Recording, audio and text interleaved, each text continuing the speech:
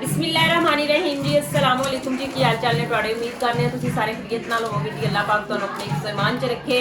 अच्छा जी, जैसा कि पहले मैं काफ़ी ज़्यादा वीडियो अपलोड कीतियां अपने भाई की शादी की असीं तैयारी कर रहे सी, ਉਹ बिद दियां वीडियो बना के तुहानूं दिखाई सी, बरी दी दिखाई सी। फिर उस तो बाद असीं जिहड़ी निकाह वास्ते थैलियां वगैरह पैक कीतियां ਉਹਦੀ भी तुहानूं वीडियो असीं बना के दिखाई।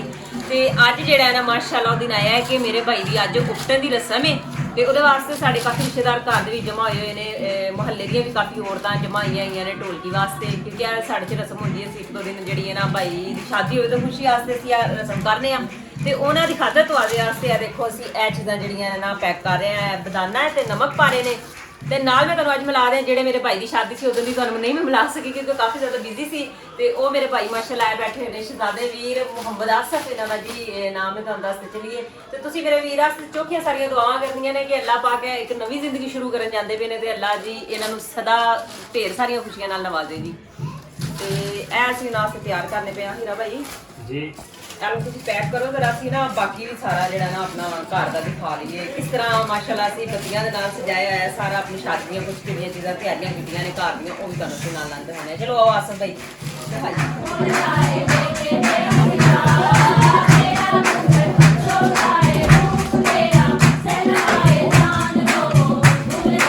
अच्छे जी। तुहानूं मेरी आवाज़ बिल्कुल सही नहीं आएगी क्योंकि ढोलकी दा काफी ज़्यादा शोर होता है।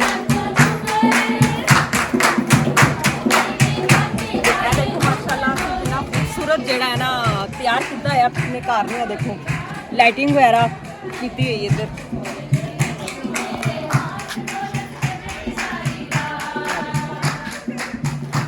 ਦਿਖਾਓ ਜੀ ਆ ਸਾਰਾ ਨੀਚੇ ਨੂੰ ਦਿਖਾਓ। ਦੇਖੋ ਅਸੀਂ ਸਾਰੀ ਗਲੀ ਵੀ ਮਾਸ਼ਾਅੱਲਾ ਲਾਈਟਾਂ ਨਾਲ ਕਾਫੀ ਜ਼ਿਆਦਾ ਸਜਾਈ ਹੋਈ ਹੈ। ਦੇਖੋ ਇਹ ਸਾਰਾ ਘਰ ਇਹ ਮਾਸ਼ਾਅੱਲਾ हजी अच माइए तो काफ़ी ज़्यादा घर च भी माशाल्लाह रौनक लग गई है तो गली च भी काफ़ी ज़्यादा रौनक लगी हुई है। चलो अस भाई किवें दा लगदा पिया जी, किन्ना तुहानूं इंतजार करना पेंदा? बड़ा अच्छा लग रहा जी माशाल्लाह। कैसी तुहाडी अज दी फीलिंग दसो हां जरा जी। माड़ी इधर करो अस भाई वाल में जरा इन्हां कोल भी शादी दे अच्छा फील हो रहा है। नया सफर है जिंदगी का। आज तो बकायदा उड्डन की रस्म हो रही है। इंशाल्लाह मज़ा आएगा। आओ आसो भाई वैसे तो मज़ा आना ही है माशाल्लाह। अल्लाह पाक ने जी यह दिन लिया तुहाडे वास्ते।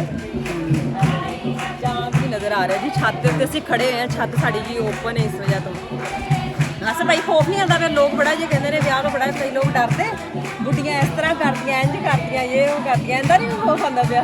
नहीं जी खौफ बाद की पता चलेगा। अजे तो सिर्फ है शौक है कि शादी का लड्डू खाना है। चलो जी अल्लाह पाक तुहानूं ढेर सारियां दुआ ही है कि अल्लाह पाक जी तुहानूं ढेर सारियां खुशियां नाल नवाजे, खुश रखे हमेशा अल्लाह पाक जी। अच्छा जी तुहानूं असीं दिखाया कि असीं किस तरह माशाल्लाह घर दी भी किस तरह सजावट कीती है। नीचे भी तुहाडे नाल कुछ गल्लां होईयां ते औरतां ढोलकी बजा रहीआं सी। इस वजह तो नहीं दिखाइयां क्योंकि कुछ औरतां या लोगों को नहीं अच्छा लगता कैमरे सामने क्योंकि सोशल मीडिया का काम है इस वजह तो नहीं मुनासिब होंदा जी। ते लेकिन असीं दूर तो तुहानूं थोड़ी बहुती गैदरिंग घर दी दिखाने कि किस नाल बैठे